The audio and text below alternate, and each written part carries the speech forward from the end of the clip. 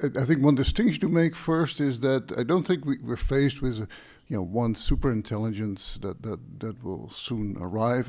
That's not the way I think things will move forward. Instead, what we'll see specialized systems in various domains, like medical domains, engineering domains, self-driving cars, various subfields of human expertise. The machines, the intelligent machines, will first supplement us and may even, reach human level performance in those specialized domains. And so, when we develop these systems, we're not immediately faced with the overall problem of trustworthy superintelligence. We're faced with, can we make these systems work in specialized fields? And that's, I think, the first development we'll see.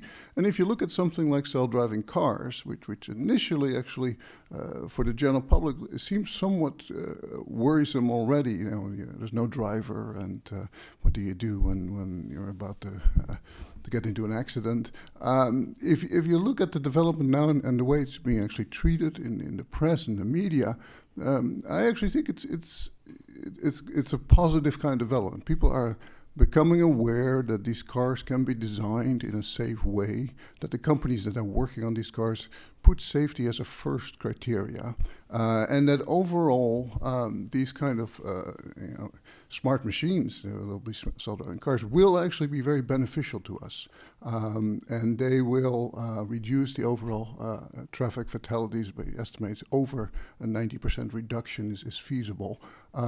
So I think people will start accepting these technologies as a positive thing in society, and now, self-driving car, you might say, well, it's a limited example because it's a very well-described domain. But first, it will be one of the first demonstrations of how artificial intelligence techniques can be a hugely positive factor. Stuart mentions various issues of how these systems optimize utility functions.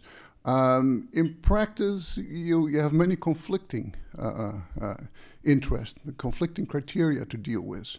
But again, we've worked, I work myself in a field that's called computational sustainability, where we work with sustainability scientists, with social scientists, with economists on sustainability challenges and use AI techniques to tackle those challenges.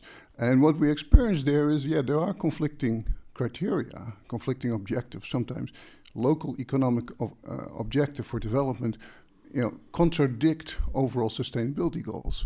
So what the systems that we develop do there is give you those trade-offs. So we've actually developed systems that allow you to explore the various trade-offs in objectives and basically make more informed decisions. So there is an example of how AI systems will lead policymakers to making better overall decisions. So again, in that domain, AI will be a positive factor.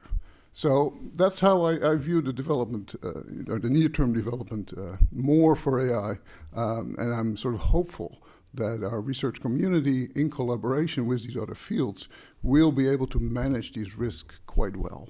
There are, of course, issues that are probably more challenging, for example, autonomous weapons and the military developments. So there are certain areas of AI where I think the challenges are bigger, but our immediate impact on our lives will be largely positive.